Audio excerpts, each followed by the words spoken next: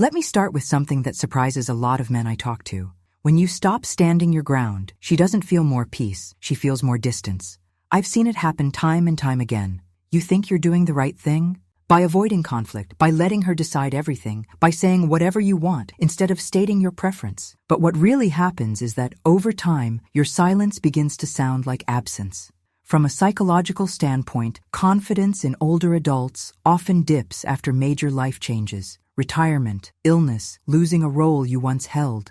And when you stop speaking up, not only do you lose your voice in the relationship, but she starts to feel like she's alone in it. You may think you're avoiding tension, but to her, it may feel like you've disappeared. I remember one of my patients, Ronald, 67, from Lancaster, Pennsylvania, who came to me 2 years into his retirement. A gentleman, proud of his 40 years as a high school chemistry teacher and very much in love with his wife, Karen. But he sat across from me one morning and said something that stuck. It's like she doesn't see me anymore. When I asked what had changed, he shrugged, said he just didn't feel like arguing over little things, where to eat, what furniture to buy, even what to do on weekends. It's easier to just let her decide, he said. I don't want to be difficult. But here's the thing. Over time, Karen stopped asking. She started making plans without him. And Ronald, in trying to make her life easier, had quietly written himself out of it. Another client, Harold, 72, from Arizona, used to love fishing trips. His wife suggested visiting their daughter instead, and Harold, not wanting to rock the boat, agreed. You pick, he kept saying.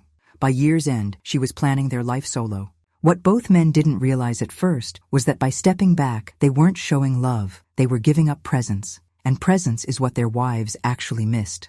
What often helps in these cases, and I've suggested this with good results, is choosing one thing each week to take the lead on. It doesn't have to be dramatic. Suggest a movie, recommend a place to go out, tell her you really want to cook dinner Thursday night, your way. The goal isn't to argue, it's to re-establish your voice. You're not being controlling or difficult. You're reminding her and yourself that your presence matters, that you have opinions, preferences, and energy. Even now, maybe especially now. One small act of initiative can open the door back to mutual respect. I want you to hear this clearly. You're not invisible. You're still a partner, still a man with ideas worth hearing. Silence might feel like safety, but it can also sound like surrender. You don't have to start shouting to be seen. Just speak, with calm, with care, with conviction. Even a soft voice has weight when it comes from the heart. And even small choices, like saying, I'd rather do it this way, can bring back connection where you feared it was lost. You haven't disappeared. You just need to step forward again. Another change that often goes unnoticed, at least by the man himself, is when he starts avoiding the mirror. It might sound small, even silly at first, but I've seen this pattern enough times to know it's worth paying attention to. Over time, especially after retirement or a major health scare, men begin to slowly disconnect from how they look. They stop checking their reflection, stop buying new clothes, maybe even stop shaving. Unless they absolutely have to. And this shift isn't just about grooming, it's deeper than that. It's usually a sign that a man doesn't quite like what he sees anymore. Maybe he's feeling tired, maybe older, maybe just invisible. And while he might not say it out loud, his partner sees it. She sees when you stop taking pride in yourself, and even if she doesn't mention it, she feels the change. And it often makes her feel disconnected too. I've worked with men for over 2 decades, and I remember one conversation that really stuck with me. Walter, 71, from Amarillo, Texas, came in one spring afternoon and said, My wife keeps asking if I'm depressed. I'm not. I'm just done trying so hard. He had lost about 10 pounds that year, wasn't sleeping great, and hadn't bought new clothes in over 5 years. He wore the same 3 shirts on rotation, didn't bother shaving unless they had church, and had stopped checking himself in the mirror before leaving the house. What's the point? He said. I'm not 30 anymore. I asked him how long he'd been feeling like that. He shrugged, then finally admitted it had started after his brother passed. It reminded me how fast it all goes, he said. I understood him. But his wife, Caroline, had told me separately that she missed seeing him take care of himself. It made me feel like he was still trying, she said, and she wasn't being vain, she was scared. When men stop taking care of their appearance, it can feel to their partners like they've given up on life altogether. Another client, Melvin, 69, from Ohio, said something similar. After back surgery, he stopped wearing anything but sweatpants. He said it was for comfort, but later admitted, "It's just easier not to look at what I've lost." These weren't vain men, they were just tired, and they needed someone to remind them that self-respect can quietly start slipping and quietly be reclaimed. One of the simplest ways I've seen men re-engage with themselves is by making one intentional choice about their appearance per day, and doing it for themselves, not anyone else. Maybe it's shaving before bed, even if you're not going anywhere tomorrow.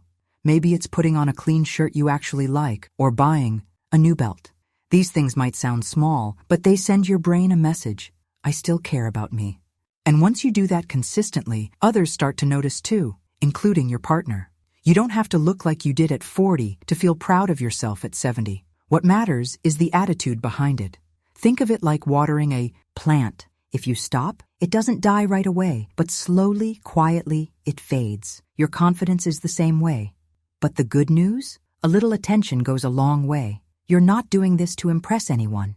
You're doing it to reconnect with the man you still are, and that man is still worth showing up for. Here's another one that slips under the radar. You stop reaching for her, and without even realizing it, she starts feeling alone. I've talked with a lot of older men who don't even notice how their physical affection has changed. They say, "I'm still here, I still care, what more do I need to prove?" But over time, they stop the small touches, the hand on her back, the hug in the kitchen, the fingers brushing as they pass her the coffee. And those little things really matter.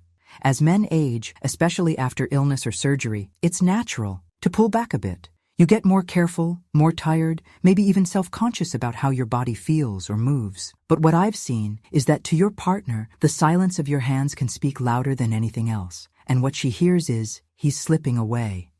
I remember Gregory, 65, from Springfield, Illinois, who came in after recovering from a pretty serious gallbladder surgery. It took him a while to feel back to normal, and that was understandable. But a few months after he was physically better, his wife gently asked if something was wrong. Not with his health, with them. She said she couldn't remember the last time he held her hand in the morning or gave her a squeeze before bed. Gregory told me, "I didn't even notice. I guess I just didn't want to seem weak."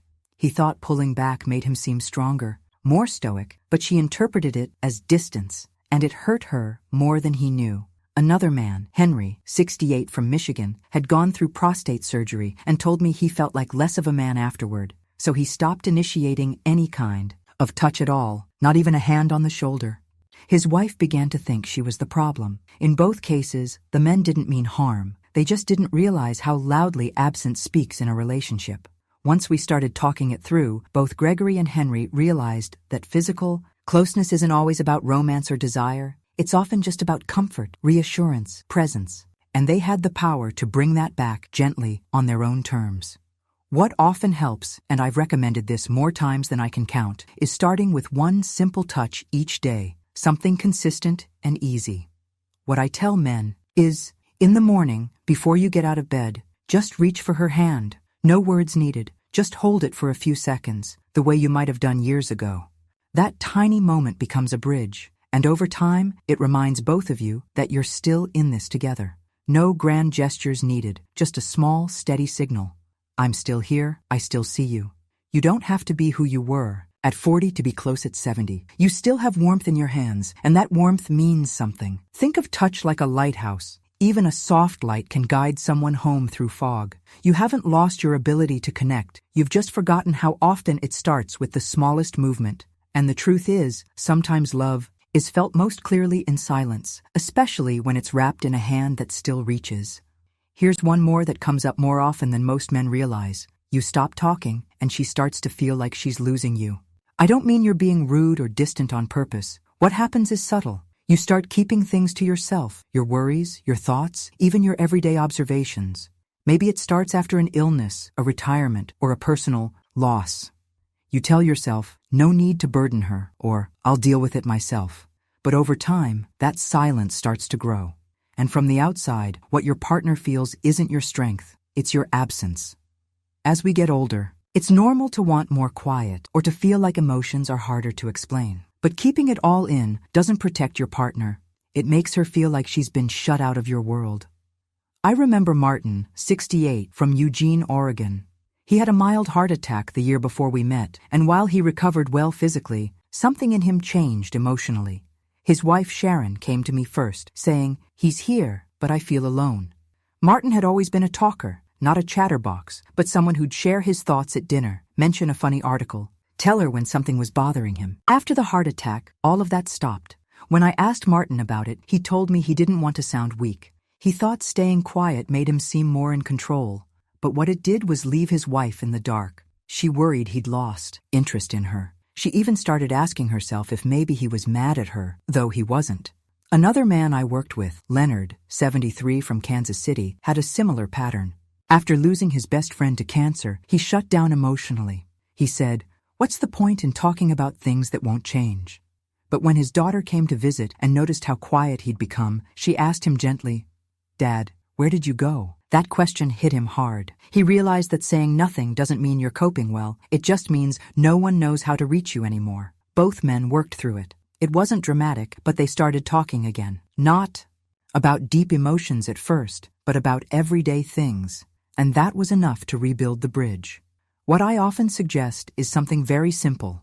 Each evening, ask yourself one question. What's something I can tell her today? Maybe it's a memory, a line from a book you read, something that made you laugh, or even something that scared you a little. The content doesn't have to be profound. The act of sharing is what matters. It tells her you still want to let her in, even if it's just one sentence at a time. And over days and weeks, that habit brings a closeness you didn't even realize was missing. I want you to remember, opening up is not weakness, it's connection. Think of your voice like a light in the hallway. When it's on, it says, "I'm still here, I still care." And the good news is, you don't need to have the right words, you just need to show up in them. Even a quiet man can be a bridge, if he speaks with honesty. You still have things worth saying, and she still wants to hear them. And finally, something subtle, but deeply felt. When you stop making plans, she feels like life with you has stopped moving forward. I know a lot of men who don't even realize it's happening. After a certain age, especially after retirement, or after going through health issues, they get used to living day by day without looking ahead. No vacations, no hobbies, no weekend ideas, no little things to look forward to. And while it might seem like you're just taking it easy, it sends another message to the person beside you, that you're no longer interested in sharing a future together. From a psychological point of view, having something to anticipate, even something small, keeps your brain more engaged, your mood more stable, and your relationships more alive. But when there's no planning, no initiative, it can feel like a slow fade into silence. And many women feel that as emotional distance. Elvin, 70 from Duluth, Minnesota, came in with exactly this pattern. His wife Donna had told him she felt like they were just passing time instead of living it. When I asked him about it, he was honest. "I don't see the point anymore," he said. "What are we planning for?" A few years ago, they used to go on small weekend trips, invite friends over, even try new restaurants once a month. But after a minor stroke and the loss of a close friend, Elvin said his energy changed. He wasn't sad exactly, just tired. He started saying no to everything. "Too much hassle," he'd tell Donna when she suggested something. Eventually, she stopped suggesting. One evening, she told him quietly, "I don't need anything big, but I need to feel like we're still moving somewhere." That hit him. Another man I worked with, Joe, 74 from Ohio, had a similar story. After 2 surgeries, he stopped going to church and quit bowling. His wife said he'd started to feel more like a roommate than a partner. When we talked, Joe admitted he hadn't realized how much she needed those little rituals, not just for fun, but as reminders that they were still building something together, not just waiting for time to pass. What often helps is picking. Just one thing a month to look forward to. I'm putting it on the calendar. It doesn't have to be a big trip or anything expensive. It could be a visit to a local museum, dinner at that place you used to go when you were younger, or even calling an old friend and setting up coffee. The point isn't what you do. It's that you choose to do something. It sends a signal to yourself and to her. We're still here, and we're not done making memories. You don't need grand goals to feel alive. Think of planning as lighting a candle in the room. Even if the room is quiet, that light makes it feel warm and open. When you stop making plans, the room dims, but you can turn it back on at any time. You're not finished yet. Not as a partner, not as a man, not as someone with something to look forward to. One small plan can remind you both that life still stretches out in front of you, and you're still invited to walk into it. Friends, tell me, which of these signs felt the most familiar to you? Share it in the comments. It might help not only you, but other men who are reading too. If you found this helpful, subscribe and hit the bell. We talk about real things here, openly, kindly, and with respect. And before we go, you're not alone. You're stronger than you think. Life keeps going if you keep holding its hand.